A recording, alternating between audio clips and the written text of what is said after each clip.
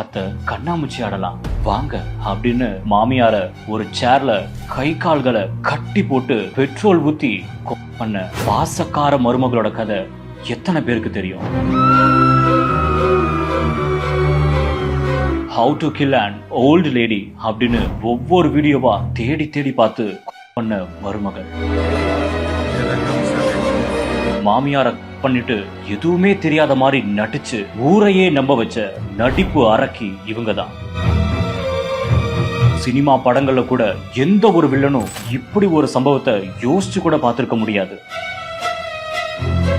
வீட்டுல யாருமே இல்லாத ஒரு சமயம், அப்போ திடீர்னு ஒரு சத்தம் மட்டும் கேட்டிருக்கு. அந்த சத்தத்தை கேட்டு ஒட்டுமொத்த பில்டிங்கும் அலறி போயிருக்காங்க. ஆமா, மருமகளுடைய குரல் தான் அந்த ஒரு சத்தம். என் மாமியார யாராவது வந்து காப்பாத்துங்க அப்படின்னு கண்ணீர் விட்டு அழுத்திருக்காங்க மருமகள்.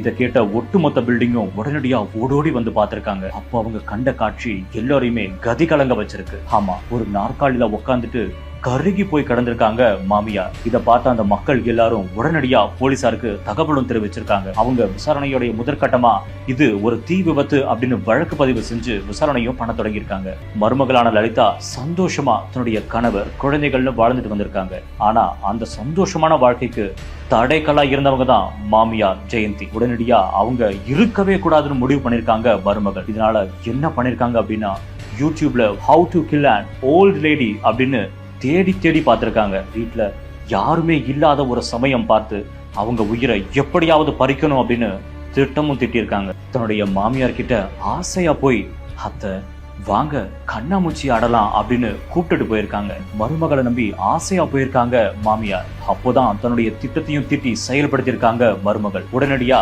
மாமியார ஒரு சேர்ல உட்கார வச்சு கை கால்களை கட்டி போட்டிருக்காங்க. முக்கியமா கண்களையும் கட்டி போட்டிருக்காங்க. உடனடியா என்ன பண்ணிருக்காங்க தெரியுமா? பெட்ரோலை அப்படியே அவங்க மேல ஊத்தி இருக்காங்க. அதுக்கப்புறமா பூஜை அறையில எரிஞ்சிட்டு இருந்த விளக்கு திரியை எடுத்துட்டு வந்து அப்படியே மாமியார் மேல போட்டிருக்காங்க. இதனால வலி தாங்க முடியாம உடல் எரிஞ்சு கருகி இறந்து போயிருக்காங்க